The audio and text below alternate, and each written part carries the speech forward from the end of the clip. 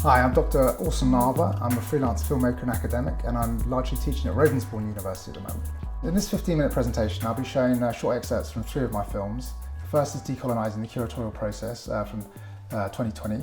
The second is Multicology, which is a 1-hour documentary I produced as part of my PhD at University of East London in 2017. And Everyday Borders, which is a 1-hour documentary I made with the Centre for the Study of Migration, Refugees and Belonging at the University of East London in 2015. I'll be using these documentaries as case studies to examine the role film practice can play in a university research setting and its potential to explore critical debates around decolonisation, bordering processes and racial inequality in the creative industry. It's worth situating these forms of film practice in the context of a broadcast environment that doesn't necessarily engage a great deal with academic researchers or academic research or public intellectuals. So that's part of the context about creating a space where that kind of critical discourse can occur on film. It's also worth framing it in terms of BLM and the general resurgence of debates around race, decolonisation and anti-racist praxis. That includes the ongoing Windrush scandal, which obviously frames some of the content, and especially of the film Everyday Borders. It's also worth framing it in terms of Brexit and the newly mobilised forms of ethno-nationalism that circulated around that whole phenomenon, along with the war on woke that the government seems to be pursuing against critical race studies in a university setting. It's also, on a more positive note, contextualised by the large amounts of really great work being done by anti-racist scholars in a higher education setting, and finding ways of platforming that research in a way that can have an impact on a broader audience than a lot of academic publication. I just want to talk a bit about Everyday Borders. In terms of the background, it was produced for the Centre for Research on Migration, Refugees and Belonging at the University of East London as part of their EU Borderscapes project, which is funded by the European Union. The film itself dealt with the way in which the 2014 Immigration Act was pushing the bordering processes into everyday life. The 2014 Immigration Act effectively outsourced processes of immigration legislation to civil society and meant that doctors, employers, landlords were now responsible for monitoring the immigration status of the people they're employing or who are renting their properties.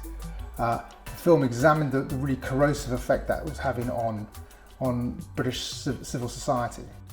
There's a huge danger that social relationships that we've been developing over years are going to start breaking down as we feel that we're being monitored by the people who surround us. The hostile environment that it's creating is not just a hostile environment which is going to be experienced by the people who might currently be trying to cross to Britain. It's affecting all of us, and it's affecting all of us in very negative ways.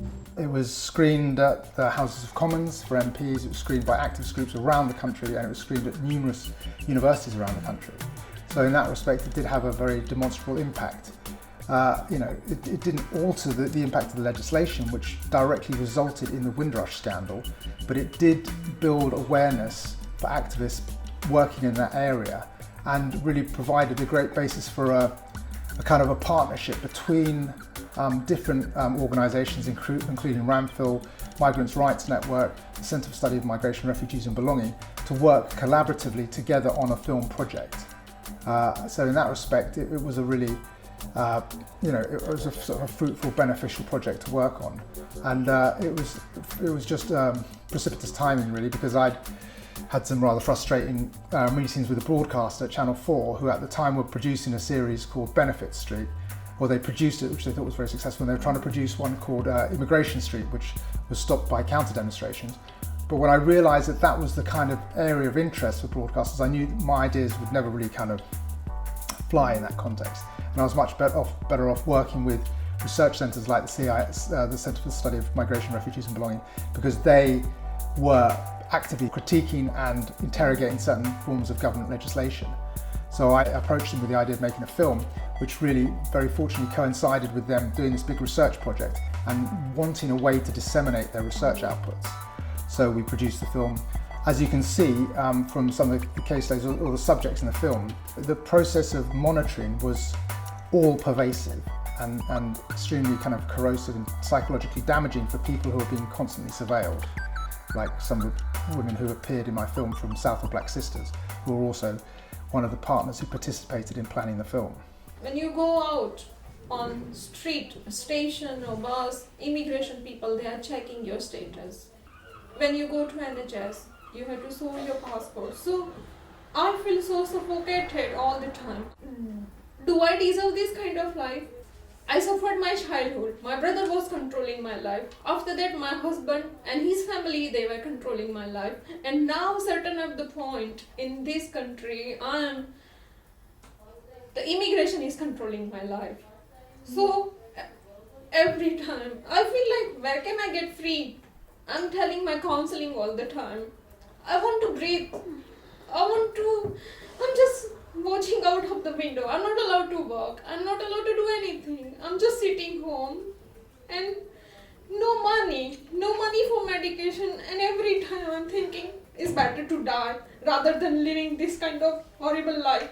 So on the one hand, the state is saying, please come forward and report domestic violence and rape. But on the other hand, what they're not doing is protecting the most vulnerable in society. And those are those women who don't have a status often in the country, or they're imprisoned in their homes and can't get out because there's a control over the family and the parents over somebody's status. The second film I'm going to show some clips from is Multicology.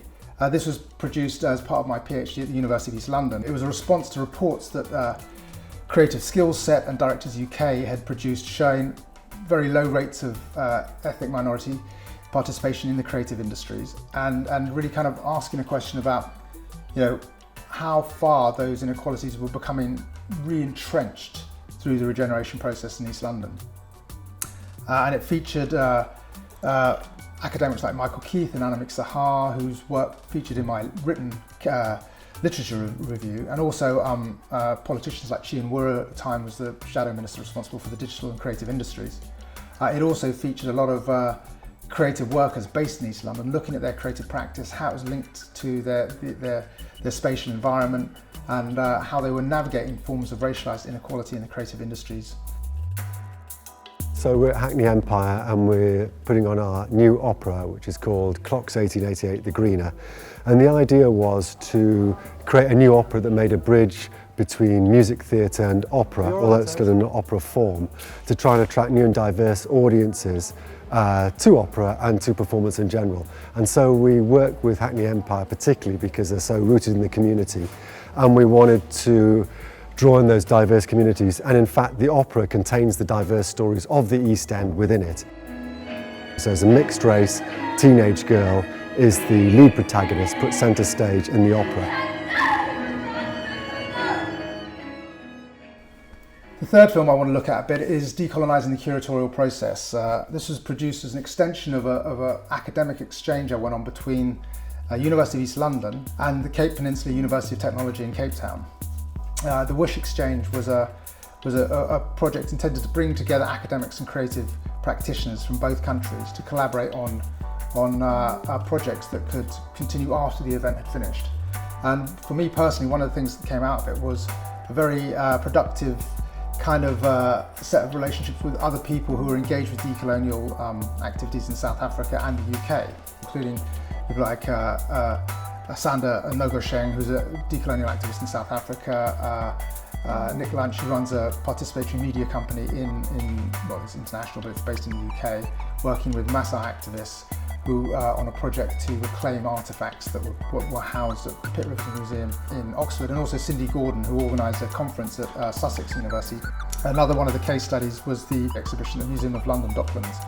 I interviewed Dr. Melissa Bennett, who's a historian who was involved with curating work at that exhibition in London. The film itself has been accepted to Screenworks Film Practice Journal and has also impacted on quite a large audience because it's been picked up by historians like Dr. Carol Dixon, who's really foregrounded it on her platforms which are engaged with decolonial practice in a curatorial setting. The film itself seemed like a good opportunity to kind of to consolidate some of those networks and relationships that have been formed at the actual event itself in South Africa, but also to result in some quite concrete outputs. And the film itself was directly attributable to that one event in Cape Town, which kind of emanated out, and I think in Cindy Gordon's case resulted in her putting on this conference, and I think also impacted on Nick Lunch's work with decolonial activists in Kenya and Tanzania, and definitely impacted on my perspective and my desire to